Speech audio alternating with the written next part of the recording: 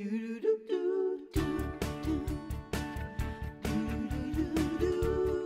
we are going to be bringing you all new original movies and fun summer ideas and activities for the whole family.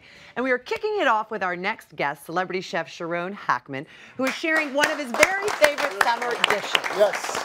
So you were showing us how to make this delicious flank steak with some special sauces. Exactly right.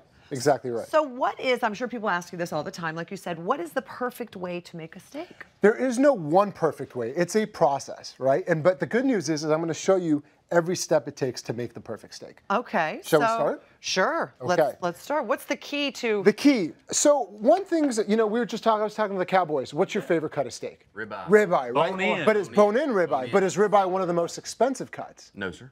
Well, it generally is at the grocery store. Yeah. Not for this on a farm. For a high roll, right? Yes, exactly. No, but if you go to the grocery store, ribeyes are generally one of the more premium cuts. So there's secondary cuts that are working muscles that are just as flavorful, and I enjoy skirt steaks, flank steaks like I have over here, flat iron steaks. Really flavorful. They're going to have a little bit more bite to them, but they've got a tremendous amount of flavor, and they're great to cook with. So what I have over here is a flat iron steak. First step. Oh, you bring it in. Thank you, guys. Yeah, thank you. The first step here is you want to temper your steak, right? What does that mean? I don't want to pull this right out of the refrigerator and throw it right on the pan. Why not? Because it's cold. And what you're going to do is you're going to have a good sear on the outside, and the inside is going to be cold and undercooked. So you want to temper it. That means I bring this out about 2 hours before I cook it. I season it well with some salt and pepper, and the salt that I use is a nice little coarse grained sea salt. And the reason being is, believe it or not, a good sea salt has a little bit of sweetness to it, and it works really well. And you don't have to use as much as you would as one of those fine salts, right? The ones those table salts that you can find for nothing. So that's the first step. Season it well. So just salt and pepper. Salt and pepper. That's you don't want to do too much to it.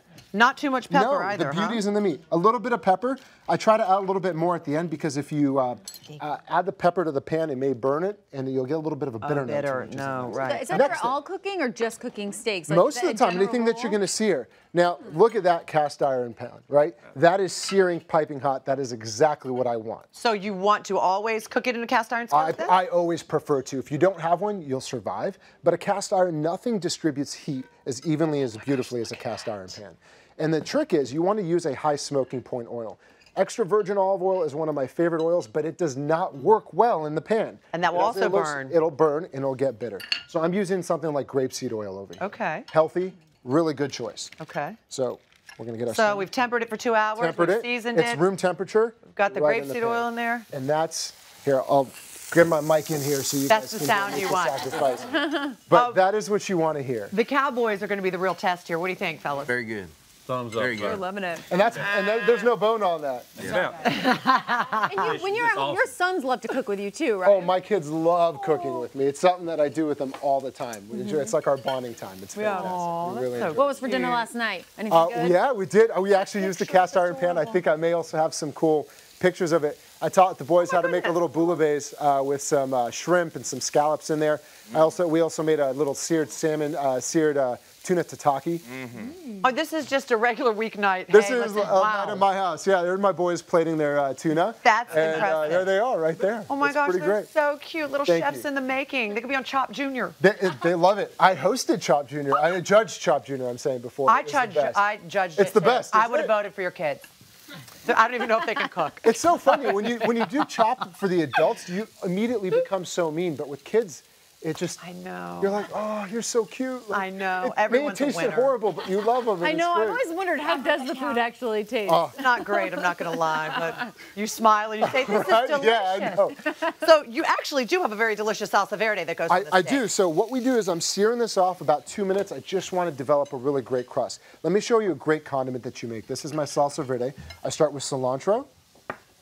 That's parsley. a lot of cilantro and a lot of parsley. That's a lot. You're right. Okay, we can take some out of Oh, no. That's okay. I don't mean to cilantro or parsley shame you. I just thought perhaps there was a lot in there. That's okay. Oh, my goodness. I get worried when a woman starts telling me it's too much in the kitchen. I'm just going to like do it I love fresh herbs. There can so, never be too much. Extra virgin olive oil for this is the perfect. one, right? So do you want to drizzle that over for me?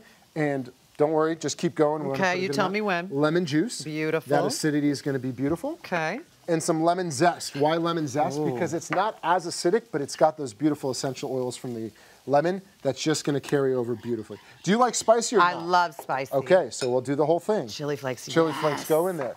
salt, and can you add some More pepper for me? pepper. What about that garlic over there? That garlic does not go in there. Then I would make this a chimichurri. Oh, I see. Right? Okay. So I'm trying to avoid everyone's like getting that garlic breath. We're all hanging out together. Well, we don't mind as long as we're together. Right?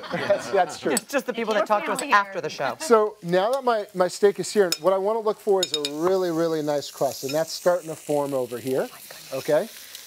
Now, how do you get a that restaurant quality steak? Yeah. How do you get it to start tasting really good? Well, butter.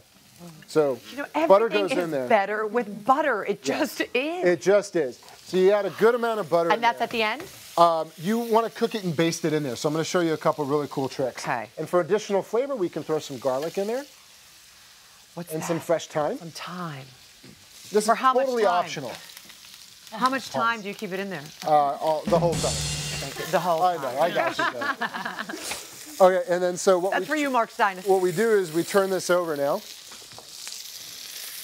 Oh, look at that. And we start basting the bad boy, right? So I turn my pan this way, and I just start ladling What do you think, that guys? butter right on top. Well, we've actually been talking about hiring a cook. So if you ever run out of work, I got Nice, plenty of thanks. yeah. Grandma's motto is always bacon grease. Everything's better with bacon. Bacon grease, that's a good choice too.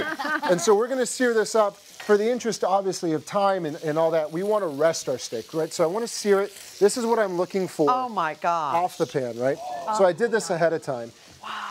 You want to give it a little bunch, if it has a little bounce back, that's what I'm looking for a nice medium rare cut, okay? that's beautiful. I rest it on a rack because you worked so hard to develop that crust. Last thing you want to do is put it on a cutting board and it's going to steam out. Oh, so you get a crust on both sides. Oh my gosh. This is amazing. Look at that. I know, I'm getting very And how excited. long would we keep it in the cast iron, you said? I would say about 2 minutes each side. That's for it. that cut. That's it. You don't want to do too much to it. And so we're going to cut this right here. Wow. Look at that. Oh my gosh. Oh. I love the sound effects. I mean, it's That's good amazing. And sound. you also, I mean, it looks so delicious. You also have two other beautiful sauces here as I well. do, and which, by the way, happen to be your very own sauces. Right. So I do, and I think that when you have a good steak, you want to have some choices of condiments. So I paired it with some of my favorite choices. We've got the Salsa Verde. We've got my Chipotle Bourbon Barbecue sauce, my Hacks Chipotle Bourbon sauce, and a little whole grain mustard.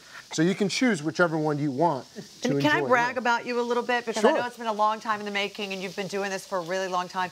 Your sauces just got into Walmart. That is a Yes. huge That deal. is. Thank I'm you. gonna say that is congratulations. Oh, that's awesome. Thank you. Thank you. Thank you. Very proud of that. How is it? Did you try it, Debbie? Let's get in. Is it perfect? Oh my Is that the gosh. perfect steak? Should I cut it or should I No, just go just like go that? for Just it. like